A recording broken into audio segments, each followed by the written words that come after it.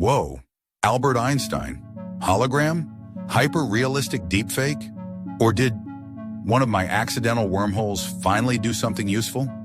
Gotta admit, Doc, seeing you, easily the coolest thing that's happened to me all week. Your theory of relativity, E equals mc squared, is simply a cosmic spark of wisdom. The man who wrote the instruction manual for the universe. A spark of wisdom? Or the key to Pandora's box, Mr. Stark?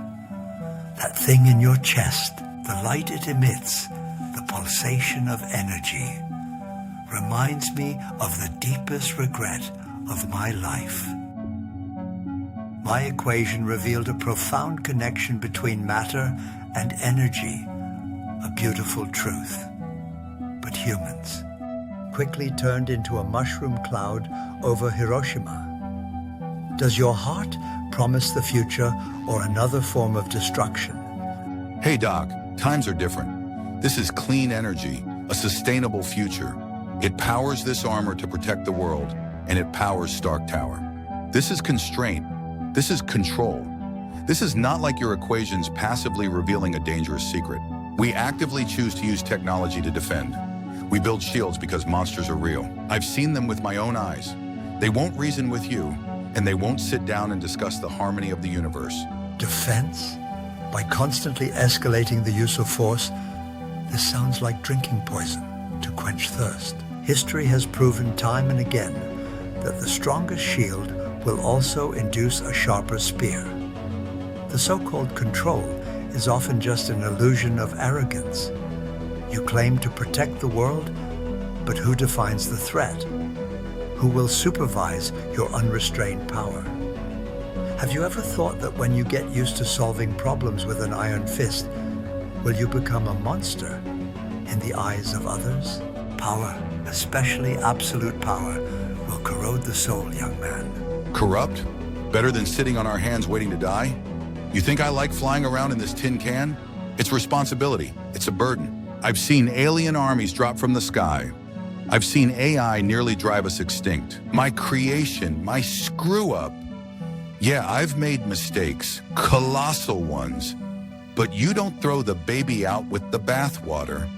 You don't curse the light just because you're afraid of the shadows.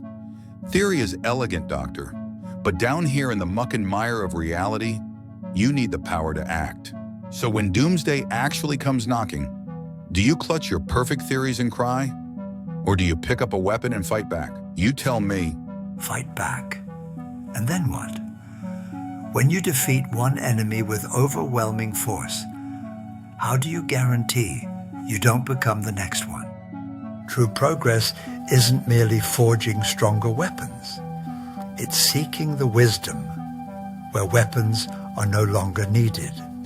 Has the human mind matured enough to wield the godlike power it unleashes? I harbor grave doubts. You possess remarkable intellect, Mr. Stark. But your passion and drive, without sufficient awe and self-reflection, risk leading us all into a deeper abyss. You play the part of God without possessing God's foresight. Play God, maybe. But I'd rather be a false god trying to patch up the world than a saint who stands by while disaster strikes. Yeah, I'm scared every single day. But that fear doesn't paralyze me. It fuels me. You're right, Doctor. The risks are enormous. Maybe someday I or something I build will spin out of control. But we can't stop moving forward because of it. The future isn't meant to be predicted and feared. It's meant to be created and fought for. We can only feel our way forward and pray that we don't choose the shortcut to hell. Pray. The universe has its own balancing laws, Mr. Stark. Its calculus often works in ways beyond human foresight. Let us hope your equations ultimately lead to a future worth having.